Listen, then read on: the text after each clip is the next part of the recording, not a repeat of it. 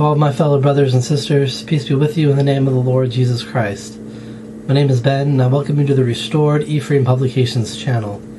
Today I have something very interesting to share with you, and that is the council that is talked about in the Book of Abraham, chapter 3. It is also talked about in the Book of Enoch, chapter 48.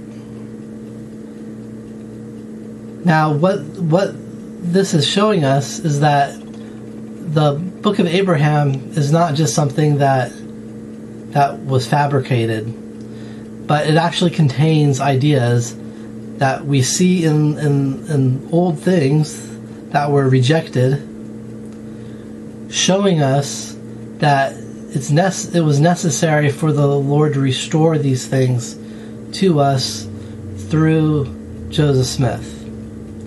And so first we're going to look at what the Book of Abraham says, and then I'm going to show you what the Book of Enoch says.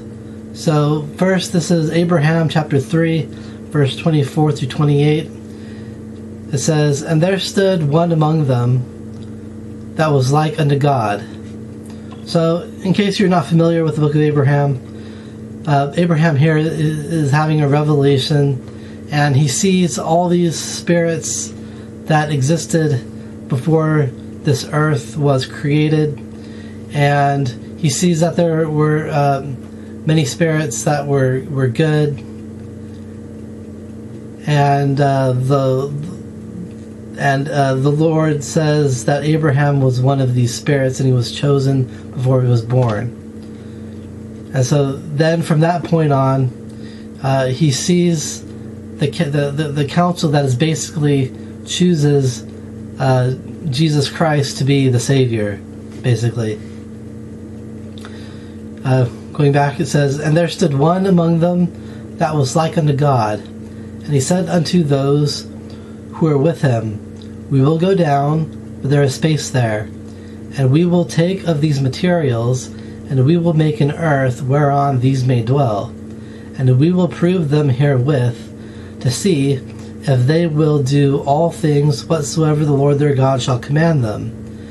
And they who keep their first estate shall be added upon, and they who keep not their first estate shall not have glory in the same kingdom with those who keep their first estate. And they who keep their second estate shall have glory added upon their heads forever and ever.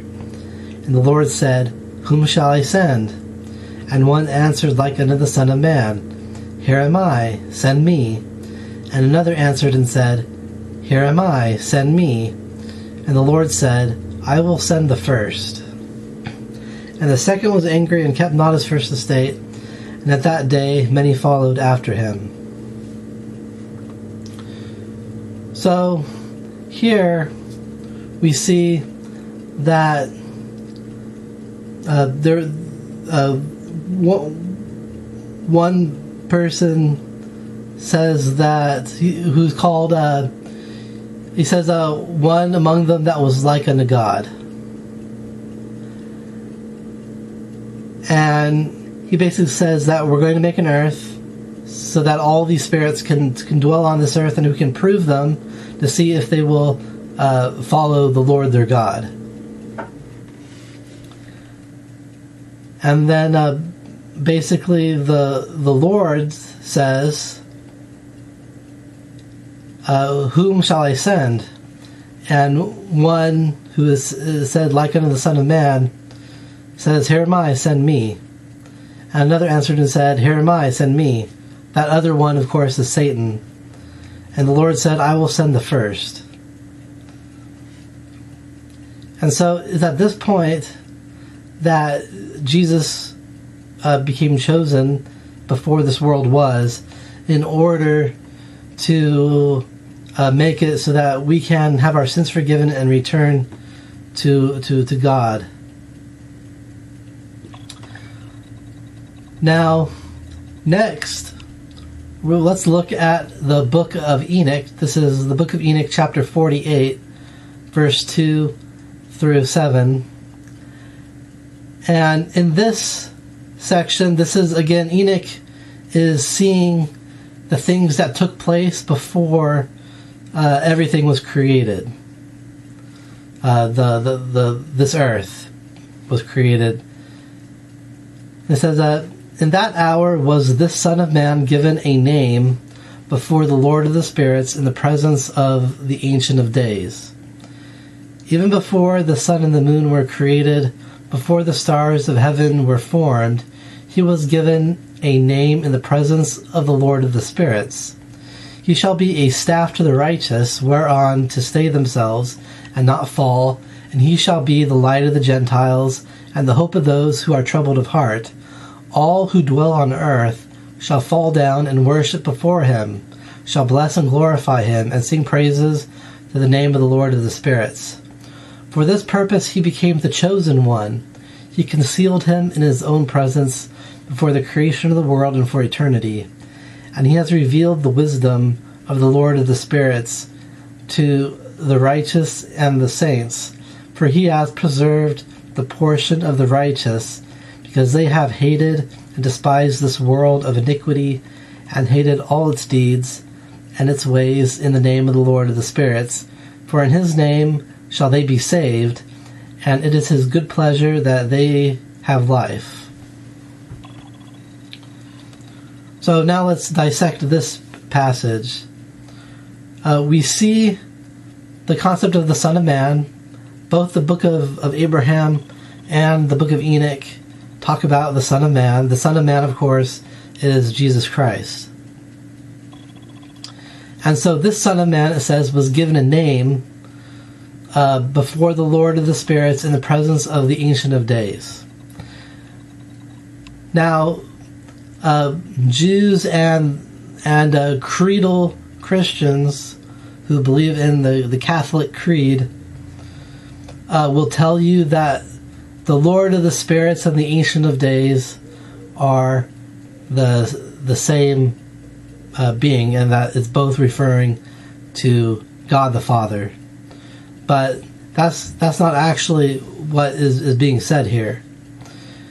We know from Revelation given to Joseph Smith that the Ancient of Days is actually referring to Michael. And the Lord of the Spirits here is referring to our Heavenly Father.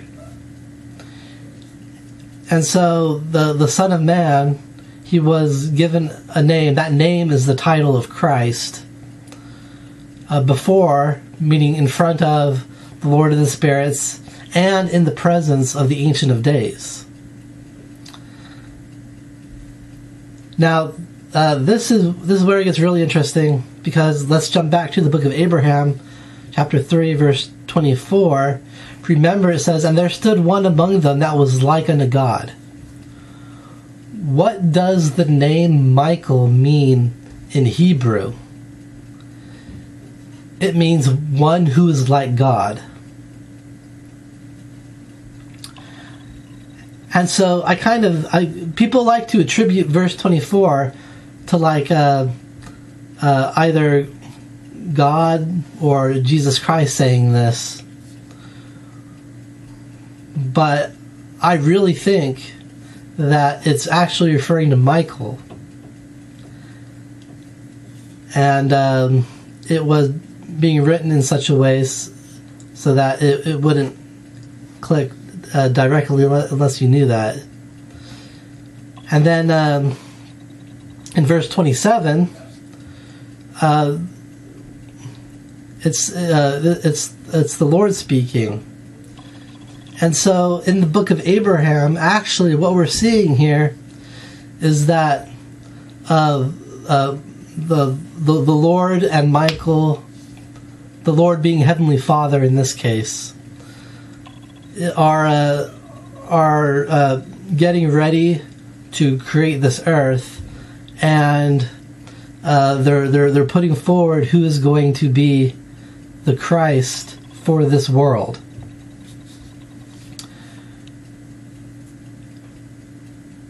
And so this is exactly what the Book of Enoch is saying as well.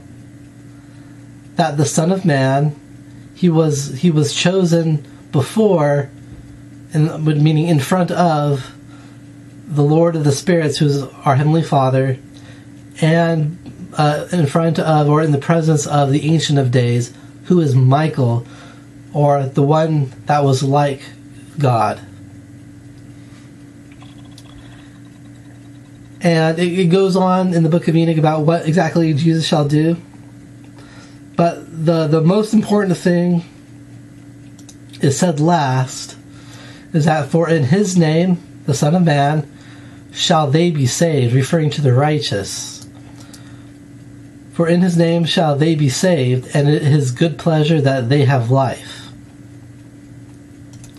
And so in the book of Abraham, it talks about those who keep their first estate, meaning that they agree to come to this earth, shall have glory added upon them. And those who keep their second estate shall have glory added upon their heads forever and ever. So the second estate is referring to this mortal existence. And so if we become righteous and follow Jesus Christ and do what Jesus Christ wants us to do, then we will be saved through Jesus Christ, and we shall have glory added upon us. And that glory is referring to eternal life, which is also exactly what the Book of Enoch is saying, is that the righteous shall be saved, and they shall be given life. And so that's all I have to say on this. What this is showing us is that the Book of Abraham is true, and the Book of Enoch was given to us in this day and age to help be a second witness to show us that the Book of Abraham is inspired writing from the Lord. And I leave this with you in the name of Jesus Christ. Amen.